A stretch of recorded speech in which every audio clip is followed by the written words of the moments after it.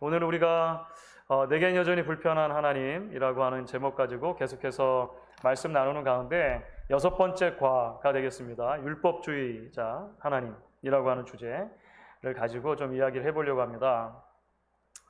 리들리 스콧이라고 하는 그 감독이 있죠. 영화 감독.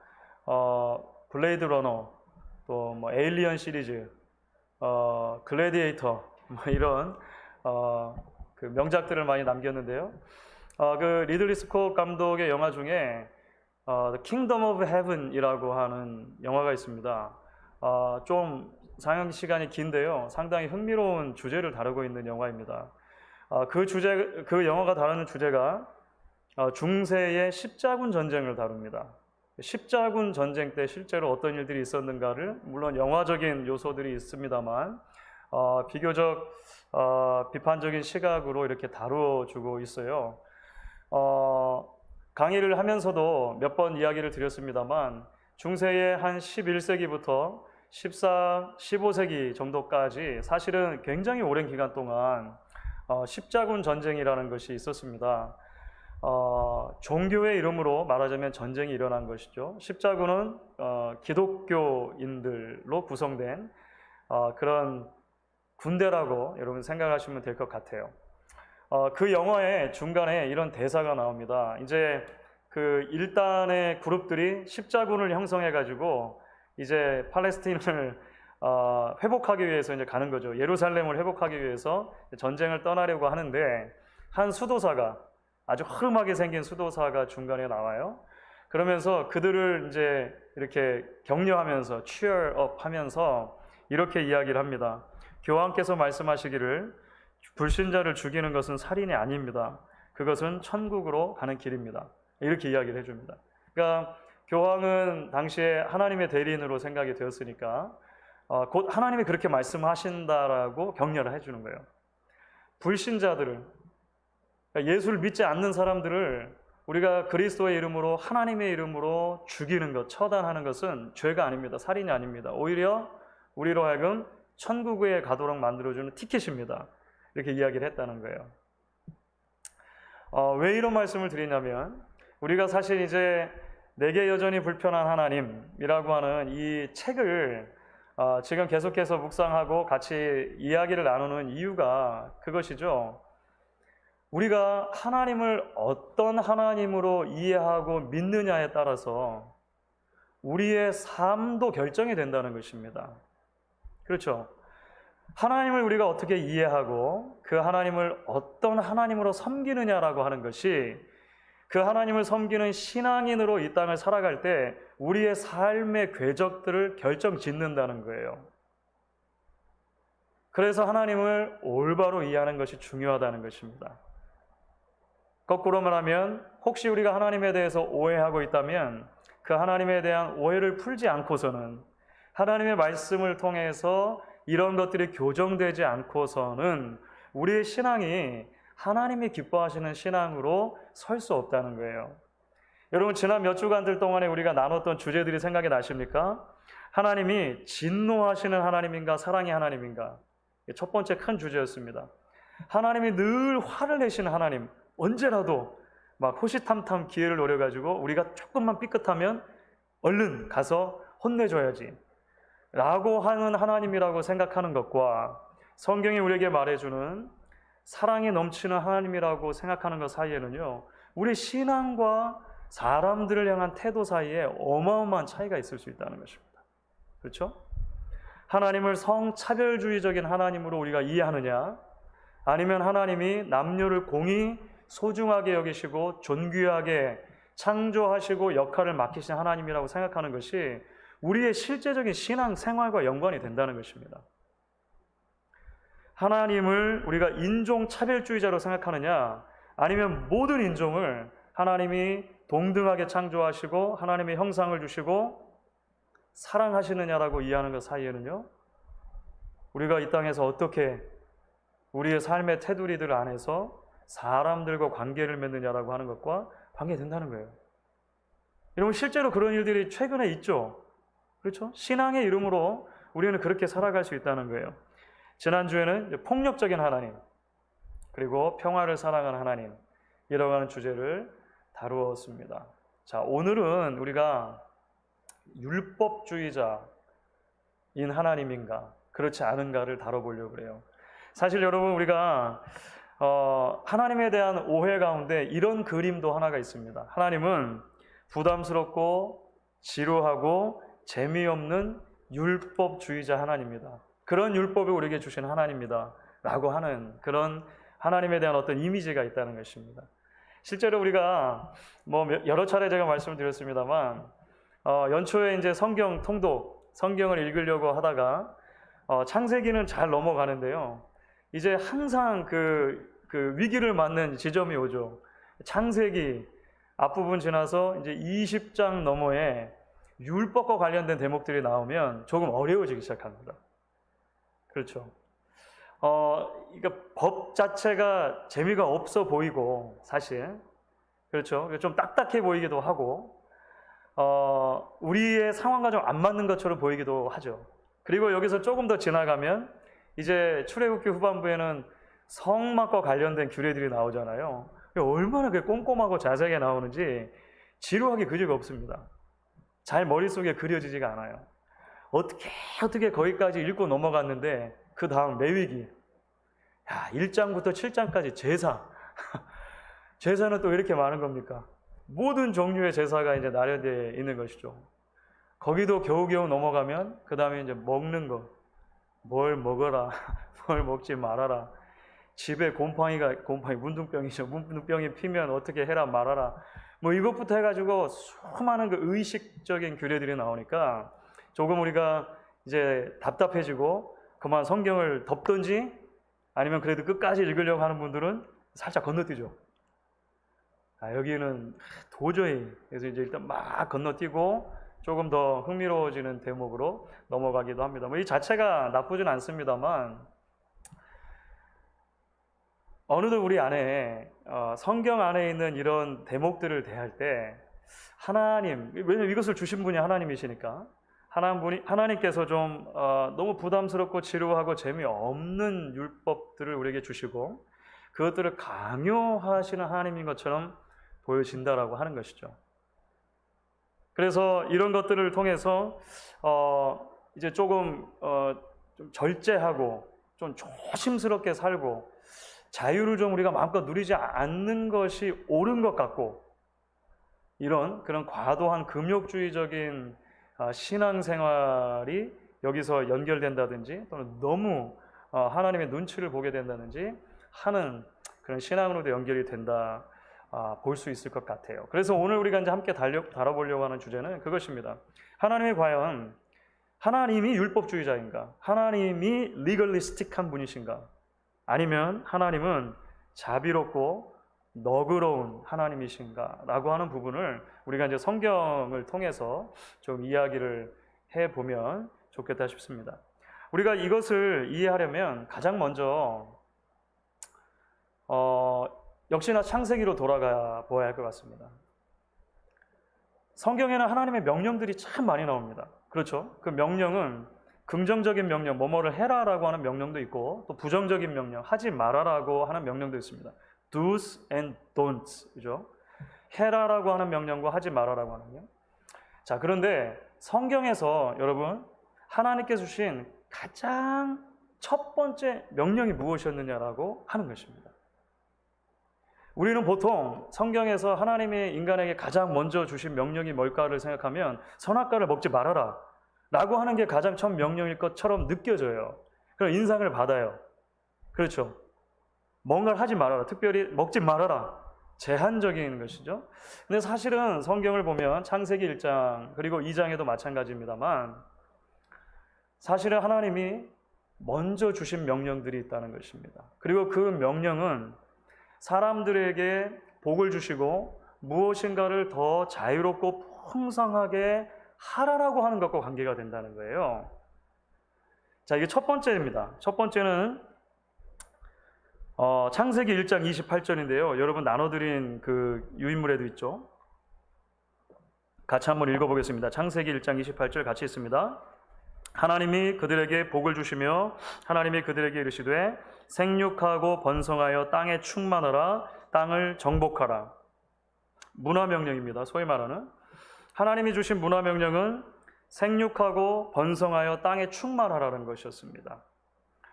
이것을 이제 데이빗 램 교수님은 굉장히 제가 전번에도 말씀드린 것처럼 개인적으로 만나면 아주 그 위트가 넘치고 굉장히 그 농담도 잘하시고 재밌는 분이세요. 이분은 이 대목에서 이렇게 설명하는 거예요. 도대체 첫 두 사람이 있는데 하나님이 주신 이 명령을 지키려면, 생육하고 번성해서 땅에 충만하려면 얼마나 잠자리를 많이 가져야 되겠느냐라고 설명을 하는 거예요. 그러니까 하나님이 처음 주신 명령 중에는 뭐가 포함되어 있냐면 하나님이 주신 가정의 테두리 안에서 많은 잠자리를 가지라 라고 하는 것으로 이해할 수 있다는 것입니다. 그렇지 않으면 하나님의 명령이 수행되지가 않는 거예요. 두 번째입니다. 두 번째 명령은 창세기 2장 16절, 17절 전반부입니다. 같이 한번 읽겠습니다.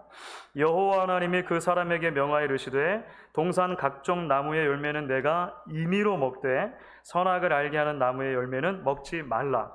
자, 이제 여기가 선악과 관련된 본문이잖아요. 선악을 알게 하는 나무 하나가 있다는 거예요. 그거는 먹지 말아라. 그런데 그 전에 먼저 주신 명령이 있어요.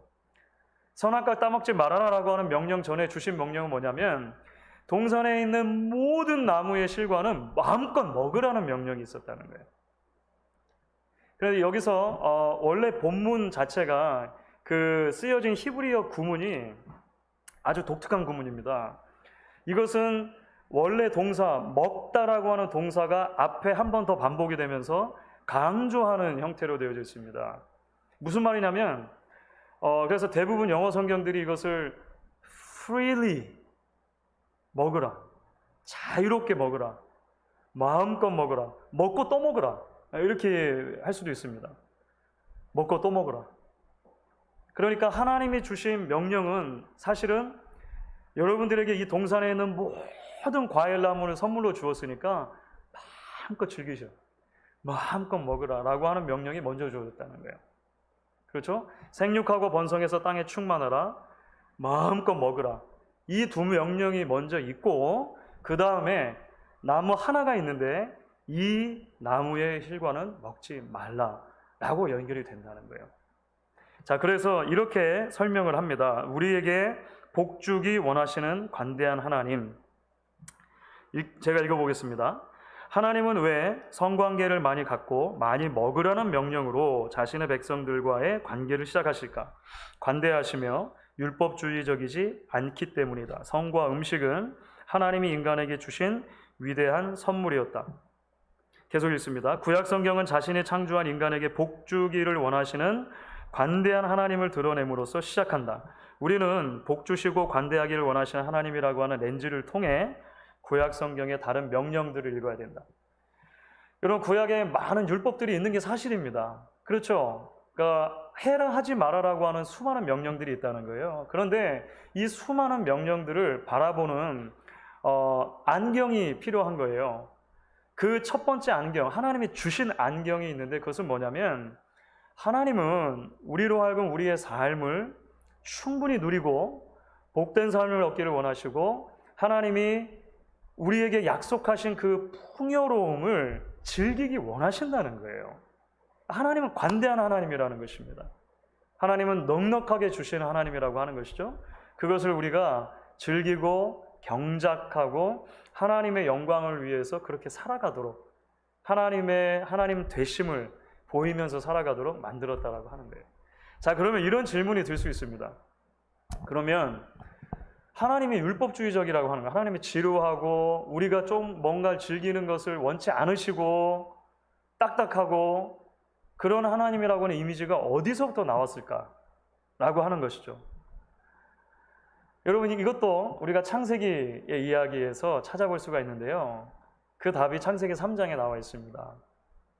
창세기 3장에 보면 인류가 처음으로 이제 범죄하는 장면이 나오죠. 그 범죄하는 장면에서 뱀이 등장하고요. 그 뱀의 말과 그 다음에 하와의 대답, 그리고 아담과 하와가 그 결과로 죄를 짓는 모습이 나와요. 그런데 그 장면을 보시면 아주 교묘하게 뱀이 하나님을 오해할 수 있는 방식으로 소개를 합니다. 이 뱀이 한 거예요. 사탄이 한 거예요. 거기에 동조해서 하와가 하나님을 오해한 방식으로 자신의 생각을 뱀에게 이야기하는 대목이 나와요. 자, 한번 읽어보도록 할게요. 창세기 3장 1절부터 3절인데요. 한번 눈으로 여러분들 따라와 보십시오. 그런데 뱀은 여호와 하나님이 지으신 들짐승 중에 가장 간교하니라. 뱀이 여자에게 물어 이르되 하나님이 참으로 너희에게 동산 모든 나무의 열매를 먹지 말라 하시더냐. 여러분, 뱀이 뭐라고 말한 겁니까? 내 듣자 하니 하나님이 동산에 있는 모든 나무의 실과를 다 먹지 말라고 했다며, 이렇게 말한 거예요. 맞습니까? 틀립니까? 아니죠. 하나님은 원래 마음껏 먹어라 이렇게 하신 거예요. 그런데 누가 하나님을 율법주의적인 하나님으로 만들었냐면 사탄이 이렇게 만들었다는 거예요. 그렇죠? 그래서 뱀의 말을 의역하면, 이게 이제 그 데이빌 렌 교수가 설명을 해요. 하나님이 심술궂고 인색하고 율법주의적인 것은 알지만 모든 열매를 내가 못 먹게 하실 정도로 정말로 그렇게 야비하고 인색하고 율법주의적이실까? 이렇게 질문했다는 거예요. 자, 그런데 여러분, 아주 흥미로운 대목인데요.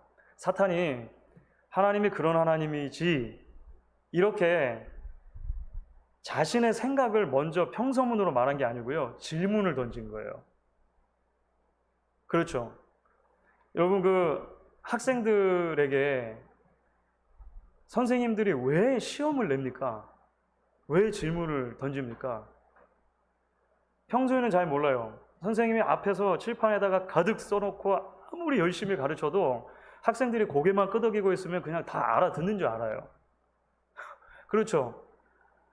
그렇게 해가지고 모르는 거예요. 질문을 던져봐야 이 학생이 정말로 잘 이해하고 있는지 그렇지 않은지를 알 수가 있어요. 답을 써놓은 걸 보면 아는 거예요. 그렇게 가르쳤는데도 오해했구나. 이런 게 이제 선생님들이 그 채점하다가 나오는 거잖아요. 사탄이 질문을 던진 거예요. 하나님이 주신 명령을 하와가 잘 이해하고 있는지 못하고 있는지 가장 좋은 방법은 뭐냐면 질문을 던져보는 거예요. 하나님 진짜 그렇게 말씀하시더냐? 하와가 여기서 뭐라고 말합니까? 자, 그 다음이에요. 여자가 뱀에게 말하되 동산 나무의 열매를 우리가 먹을 수 있으나 동산 중앙에 있는 나무의 열매는 하나님의 말씀에 너희는 먹지도 말고 만지지도 말라 너희가 죽을까 하노라 하셨느니라. 여러분, 여기 많은 문제가 있죠. 하나님이 원래 말씀하신 명령을 하와가 제대로 이해하고 있었습니까? 그렇지 못했습니까? 이해하지 못했어요. 사실 이것은 F가 나와도 될 만한 답이죠. 하나님은 동산 모든 실과를 마음껏 먹으라 하셨는데 하와는 그냥 동산에 있는 실과를 먹을 수는 있고 요 정도로 대답을 해요. 그 다음에 이 동산에 한 나무가 있는데 그 나무는 먹지 말아라. 먹는 날에는 반드시 죽을 것이다. 하나님 말씀하셨는데 하와는 여기다가 뭔가를 덧붙이죠. 하나님이 먹지도 말고 만지지도 말라고 하셨다. 만지지도 말라고 하셨다. 이거 어디서 나온 겁니까? 그죠? 너희가 혹시 죽을까 하노라. 그래서 웨스민스터 신학교에서 가르치셨었고 지금은 이제 다른 신학교 가 계시는데 그레고리 비일리라고 하는 그 아주 유명한 신학학자가 있습니다. 신약학자. 그분이 이 대목을 이야기하시면서 하와가 이렇게 함으로써 최초의 바리새인이 되었다. 이런 이야기를 해요. 그러니까 율법을 지키려고 하다가 막 뭐 다 하는 거잖아요. 그렇죠? 안식일에 어떻게 거룩하게 지킬 것인가. 바리새인들은 거기에 막 덧붙이는 거예요. 덧붙여. 안식일에 몇 마일을 걸어가면 1이다. 안식일에 몇 파운드 이상을 들면 1이다. 얼마 이상을 벌면 1이다. 얼마 이상을 쓰면 1이다. 이렇게 자꾸 덧붙이는 거예요. 먹지도 말고 만지지도 말. 이런 덧붙이는 것들이 하나님을 율법주의자로 만드는 것이죠. 사실은 나의 오해를 하나님께 자꾸 투영하고 있다라고 하는 거예요. 자, 이 큰 틀을 여러분들이 이해를 하시면 이제 성경 안에서 이제 율법이 어떤 식으로 우리에게 주어지고 있는지를 볼 수가 있게 된다는 것입니다. 하나님은 원래 그러지 않으셨습니다. 그렇죠? 하나님은 우리들에게 풍요를 약속하시고 복을 주기 원하시고 우리가 하나님의 피조 세계를 충분히 누리고 하나님의 형상으로 살아가기를 원하시는 하나님이었다라고 하는 거예요. 그런데 사탄의 꾀임을 받아서 이제 타락한 이후에 우리는 계속적으로 하나님을 오해하는 것입니다. 하나님을 율법주의적으로 만들고 우리의 삶이 스스로가 만들어 놓은 틀 안에 가두어져서 진정한 복음 안의 자유를 누리지 못하도록 그렇게 만들어 간다라고 하는 거예요. 자, 그래서 자비로운 하나님이 주신 은혜의 율법 부분을 조금 이제 쭉 한번 설명을 해보도록 하겠습니다. 사실 여러 율법들이 구약에 있는 것이 맞아요, 말씀드린 것처럼. 그런데 우리가 잘 들여다보면 이 모든 율법이 우리의 자유를 제한하려는 율법이 아니라 우리의 복을 위해서, 선을 위해서 주신 것이라는 것을 알게 된다는 것입니다. 자, 먼저 율법을 주신 동기가 무엇인가? 하나님의 선함이라고 하는 거예요. 첫 번째 읽어보겠습니다. 구약 성경에 율법이 있는 것은 종살이하던 이스라엘 자손이 처음에는 사사들이, 이어서 왕들이 통치하는 나라로 바뀌면서 법률 제도가 필요했기 때문이다. 구약 성경의 율법은 그들의 헌법으로 사용되었다. 여러분, 우리에게 헌법이 있는 이유와 비슷하다고 생각하시면 됩니다. 우리에게 교통법이 있습니다. 집에 여러분 댁에서 교회까지 오시면서 그 인터섹션을 여러 개 지나셨죠. 그 인터섹션마다 그 교차로마다 신호등이 있었을 거예요. 신호등이 없는 세상을 한번 상상해 보십시오.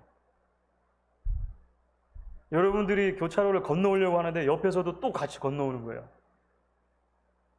큰일 나겠죠.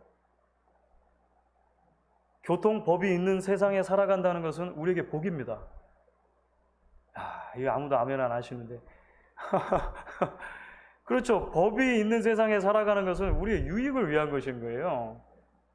우리가 그것을 지킴으로 시민사회가 성숙하게 서로가 서로의 생명과 재산을 보호하는 방식으로 살아가게끔 되어 있다는 거예요. 그러니까 기본 정신은 그런 거예요. 기본 정신은. 율법도 그렇습니다. 율법도. 그러니까 많은 경우에는 우리가 그냥 상식으로만 봐도 굉장히 그 좋은 법들이 많다는 거예요. 거기에 보면 예들을 드러났습니다. 가난한 자들을 박해하지 말고 너그러이 대해라. 이거 좋은 법이죠. 원수의 길 잃은 소나 나귀도 도와주라. 야훼를 사랑하듯이 이웃과 거류민도 사랑해라. 절기를 지켜라. 절기를 지키라는 것은 막 억지로 이렇게 지키라는 것이 아니라 하나님이 주신 삶을 풍성히 누리라고 하는 것과 관계되어 있습니다. 이게 즐거움이라고 하는 요소가 관계되어 있습니다. 그 다음에 안식일과 같은 것은요, 쉬라. 제발 좀 쉬어라. 하나님 그렇게 말씀해요. 제발 좀. 쉬지 못해서 수많은 부정적인 일들이 있을 때 하나님이 태초에 창조의 완성을 누리시며 쉬셨던 것처럼, 그리고 하나님께서 그 창조의 영광 속에서 하나님의 백성들을 구속해 주신 것처럼, 이스라엘 백성들은 출애굽기와 신명기를 따르면 하나님의 창조와 하나님의 구원을 기억하고 즐거워하면서 안식일을 지키게 되어 있는 거예요. 너무 기쁜 거죠. 너무 기쁜 거예요. 그러니까 이런 모든 것들은 의도가 다 선하게 주어졌다라고 하는 것입니다. 물론 여러분 이제 구약의 율법을 읽다 보면 이게 진짜 선한 건가 안 선한 건가가 조금 이제 애매한 경우들이 있습니다. 왜냐하면 이것이 그 문화적인 그 틀 안에서 담겨 있는 것들이 있기 때문에 그래요. 예를 들어서 출애굽기에 보면 이런 그 율법이 있어요. 염소 새끼를 그 어미의 젖에 삶지 말아라 라고 하는 율법이 있습니다. 무슨 말인지 하나도 모르겠죠. 이건 그죠? 신명기에도 이런 율법이 있습니다. 양털과 배실로 섞어 짠 옷은 입지 말아라. 와, 하나님의 율법에 옷의 패브릭을 어떻게 읽을 것까지 이 패셔니스트 스타일까지도 이게 포함되어 있다는 게 도대체 무슨 의미인지 이해가 잘 안 되지 않습니까? 이것들은 이제 문화적인 틀들을 가지고 있었기 때문에 그렇습니다. 그러니까 많은 구약 학자들이 이런 부분들을 고대 근동의 여러 율법 또는 문화와 비교를 해가지고 설명을 합니다. 첫 번째나 두 번째나 거의 공히 학자들이 말하는 것은 고대 근동의 우상 숭배나 점치는 것들과 이러한 관습이 연결됐다고 보는 거예요. 그러니까 염소 새끼를 어미 젖에 삶는 것이라든지 아니면 여러 가지 색깔로 실을 짠 것이라든지 이런 모든 것들이 점치는 것, 우상숭배 이런 것과 관계되어 있다는 거예요. 그래서 하나님이 하지 말라고, 하나님만을 섬기라고, 하나님의 말씀이 이미 주어졌다고 이렇게 말하는 차원이라는 거예요. 이런 것들은 우리가 조금 이렇게 문화의 껍데기를 먼저 이해하고 보아야 하겠습니다만, 자, 말씀드리고 싶은 건 그것입니다. 전체적인 틀 안에서 하나님이 율법을 주셨을 때 그 율법들은 하나님의 성품이 반영되어 있는 좋은 것들이고, 하나님이 하나님의 백성들에게 이 땅에서 하나님 닮은 백성으로 살아간다는 게 뭘 의미하는가를 보여주는 대단히 중요한 기준점들이다 라고 하는 것을 이해할 필요가 있다는 거예요. 여러분, 그래서 구약 성경의 많은 부분들을 보면은요, 신실한 하나님의 백성들은 언제나 율법을 사모하고 사랑하는 사람들로 그려집니다. 여러분, 그렇죠? 시편을 보시면 시편은 150개의 시가 모여 있습니다. 시편 전체의 서론은 시편 1편입니다. 시편 전체의 서론이.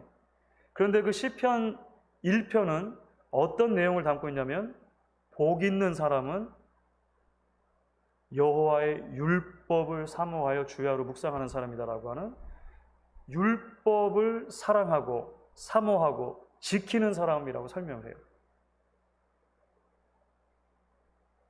시편에서 제일 긴 시가 뭔지 아시죠? 성경에서 한 챕터로도 제일 긴 챕터죠. 시편 119편입니다. 어마어마하게 길어요. 그렇죠? 그런데 그 시편 119편은 전체가 다 율법과 관련된 것입니다. 내가 여호와의 율법을 얼마나 사랑하는지요, 내 마음이 상할 정도로 사랑합니다. 여러분, 우리가 어떤 대상을 많이 사랑하면 마음이 막 아플 정도로 사랑하는 그런 경험들 있잖아요. 그런 경험들이 다 있으셨으니까 결혼하신 거 아니에요? 그렇죠? 여호와의 규례, 여호와의 율법을 하나님의 백성들은 마음을 다해서 사랑했어요. 왜 그럴까요? 그들이 율법주의자라서 그랬을까요? 하나님의 율법을 내가 안 지키고 안 사랑하면 혼내시는 하나님이니까 무서워가지고 그랬을까요? 아니죠. 하나님을 사랑하니까 율법을 사랑한 거예요. 율법을 통해 나타난 하나님이 얼마나 풍요로우시고 얼마나 자비로우시고 얼마나 넉넉하시고 얼마나 나를 사랑하시는 분인가 하는 것을 알았기 때문에 그들을 사랑한 거예요. 그래서 데이빗 램 교수가 이렇게 설명하는데 이 부분이 저는 참 좋다고 생각해요. 그 율법을 사모하는 하나님의 백성, 그 바로 밑에 나옵니다. 시편 기자가 하나님의 율법을 사랑한 이유는 그가 율법주의자였기 때문이 아니라 하나님을 사랑했기 때문이며, 그는 하나님의 율법을 따름으로써 하나님과 더 깊이 교제했다. 이것이 원래 하나님이 율법을 주신 목적이고, 그 목적을 따라서 하나님께로 가까이 가던 사람들이 마음속에 있었던 열망이라고 하는 것입니다.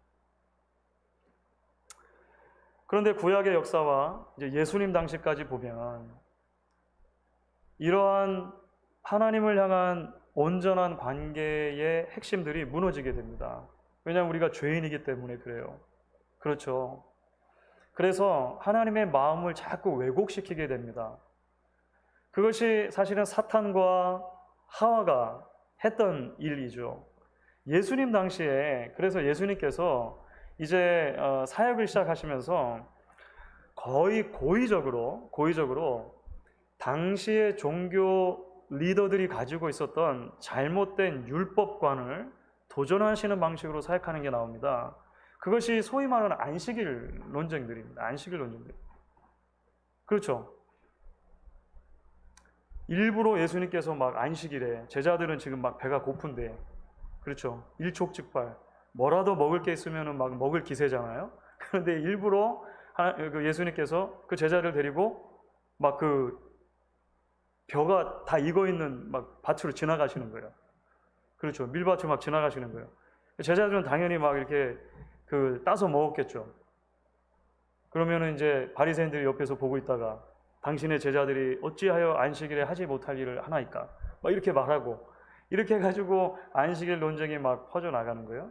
예수님께서 이런 과정들을 통해서 하나님이 정말로 원하시는 게 뭐였는가를 자꾸 보여주시죠.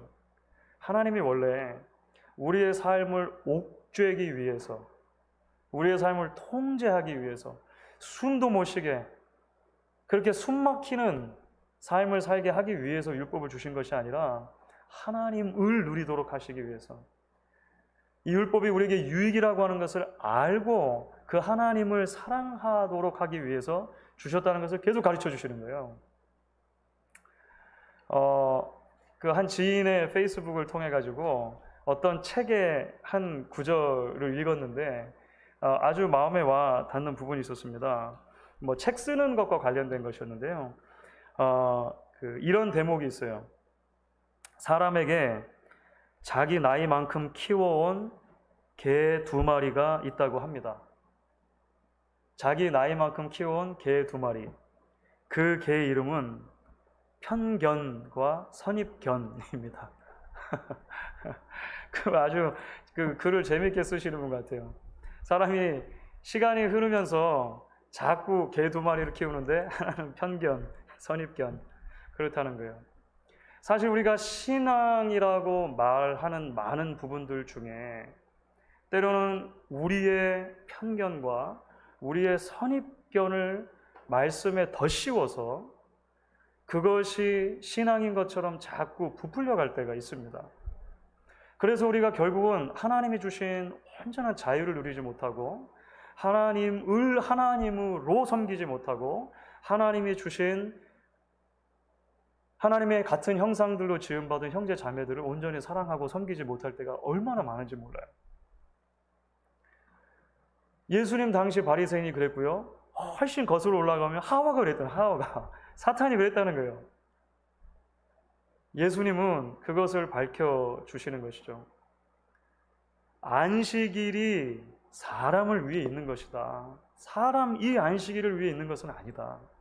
그리고 인자가 안식일의 주인이다 라고 말씀하심으로써 율법이 왜 우리에게 주어졌는지를 다시 설명해 주셨다라고 하는 것이죠. 그렇기 때문에 우리는 이제 결국 우리 안에 있는 하나님에 대한 오해를 풀고 우리 안에 여러 모양으로 나타날 수 있는 율법주의적인 성향 또는 율법 폐기론적인 성향들을 거부하고 하나님이 기뻐하시는 삶의 열매들을 맺기를 소망해야 한다는 것입니다. 자, 그 부분이 그리스도인의 율법주의 피하기라고 하는 대목입니다. 그 데이빌 렌 교수가 우리 안에 존재하는 율법주의의 모순들을 3가지로 정리를 합니다. 이런 종류의 율법주의가 우리 안에 있을 수 있다는 거예요. 첫 번째, 하나님의 율법을 구원을 얻는 방편으로 본다. 사실 이제 이 대목은 종교개혁 이후에는 조금 많이 사라지긴 했습니다. 그러니까 율법을 열심히 지켜서 구원을 얻어내고야 말겠다라고 하는 것인데요. 우리는 이제 이미 은혜, 솔라 그라티아, 오직 은혜로라고 하는 것에 우리가 이제 많이 배웠으니까 종교개혁 이후를 살아간 우리 개신교 안에서는 그것은 아니겠구나라고 하는 것에 대한 어느 정도는 인식이 있는 것 같아요. 자, 그런데 두 번째는 어떻습니까? 은혜에 대한 그러니까 그 율법에 대한 잘못된 오해 가운데 뭐가 있냐면 하나님의 율법을 그렇게 받은 은혜를 하나님께 갚아드리는 수단으로 생각한다는 거예요. 나는 빚지고는 못 살지. 하나님의 은혜로 나를 구원해 주셨으니까 그거는 감사하고 일단 받겠고 그 하나님의 은혜 이제 내가 갚아야겠다. 평생 갚아야겠다. 근데 여러분 이것은 개신교 안에서도 상당히 많이 통용되는 오해 중에 하나입니다. 실제로 목사님들 이렇게 설교하는 분들도 있으세요. 여러분 하나님의 은혜를 주셨죠? 그 하나님의 은혜를 어떻게든 여러분 평생 살면서 갚아야 될 것 아닙니까? 어떻게 그렇게 염치 없이 살 수 있습니까? 라고 설교하시는 분들도 꽤 된단 말이에요. 그래서 마치 우리의 섬김과 우리의 봉사와 우리의 나눔이 하나님께 받은 은혜를 갚아나가는 과정으로 빚 갚는 것으로 그래서 이 땅에서 빚을 다 갚지 못하면 뭔가 하나님 앞에서 너무 부끄러울 것처럼 자꾸 생각하게 만든다는 거예요. 여러분 이것도 큰 오해입니다. 큰 오해요. 하나님께서 우리에게 베푸신 은혜는요, 1만 달란트, 1만 달란트. 이미 갚을 수 없는 거예요. 16만 년을 벌어서 갚아야 돼요. 어떻게 갚아요? 갚을 수 없는 거예요. 그게 전제되어 있는 것입니다. 전제되어 있는 거예요. 세 번째입니다. 하나님의 율법을 단지 임무나 책임으로 본다. 사실 믿음 좋은 많은 그리스도인들 중에서도 이렇게 생각하는 경우가 많아요. 주어졌으니까 해야지. 시키니까 한다. 시키니까 한다. 정신입니다. 이것도 바람직하지 않죠. 하나님이 아들을 우리에게 주시기까지 우리를 사랑하시고 우리를 하나님의 자녀로 삼아 주셨습니다. 이제 우리는 그 하나님을 아버지로 누리게 됐어요. 아버지께 감사하고 아버지께 기뻐하시는 삶으로 살아드리기를 우리가 마음속으로부터 원하는 것, 그것이 하나님이 기대하시는 관계 속에서의 삶이죠. 그것을 성경은 계속해서 예수 안에서, 그리스도 안에서 그리스도와 연합된 삶이라고 설명을 하는 거예요. 자, 이제 몇 가지 성경 구절을 읽고 마무리를 해보려고 합니다. 먼저 디도서 2장 14절인데요. 자, 이제 같이 한번 읽어보도록 할게요. 디도서 2장 14절 같이 읽습니다. 그가 우리를 대신하여 자신을 주심은 모든 불법에서 우리를 속량하시고 우리를 깨끗하게 하사 선한 일을 열심히 하는 자기 백성이 되게 하려 하심이라. 시편 50편이 있습니다. 시편 50편 10절부터 15절입니다. 아주 재밌는 대목인데요. 같이 읽습니다. 이는 삼림의 짐승들과 뭇 산의 가축이 다 내 것이며 산의 모든 새들도 내가 아는 것이며 들의 짐승도 내 것이미로다. 내가 가령 주려도 내게 이르지 아니할 것은 세계와 거기에 충만한 것이 다 내 것이미로다. 내가 수소의 고기를 먹으며 염소의 피를 마시겠느냐. 감사로 하나님께 제사를 드리며 지존하신 이에게 내 소원을 갚으며 환난 날에 나를 부르라. 내가 너를 건지리니 내가 나를 영화롭게 하리로다. 내가 배고파서 여러분들에게 소, 양, 염소, 비둘기 이런 거 잡아가지고 제사 드리라고 말했겠느냐? 하나님이 구약에서도 그렇게 말씀하시다. 아니라는 거예요. 관계를 원하신다는 거예요. 관계를. 그렇죠? 예수님도 비슷한 말씀하셨고 이제 히브리서에 보면 비슷한 말씀이 또 나옵니다. 히브리서 13장 15절부터 16절입니다. 같이 읽습니다. 그러므로 우리는 예수로 말미암아 항상 찬송의 제사를 하나님께 드리자. 이는 그 이름을 증언하는 입술의 열매니라. 오직 선을 행함과 서로 나누어 주기를 잊지 말라. 하나님이 이 같은 제사를 기뻐하시느니라. 결국 하나님이 우리에게 원하시는 것은 하나님과의 온전한 관계 속에서 하나님을 기쁨으로 누리고 하나님께 우리의 삶 전부를 드리는 제사, 하나님을 향한 감사와 찬양의 제사, 우리의 이웃들과 하나님이 주신 복을 나누는 제사, 이것을 제사로 받아주시고 그 안에서 우리에게 지속적으로 복을 주시겠다라고 약속해 주신다는 것입니다. 이 약속을 붙들고 날마다 좋으신 하나님, 우리의 기도를 들으시는 하나님, 우리에게 복 주기를 원하시는 하나님을 섬길 수 있는 저와 여러분 될 수 있기를 주의 이름으로 축원하겠습니다. 이 시간 우리 같이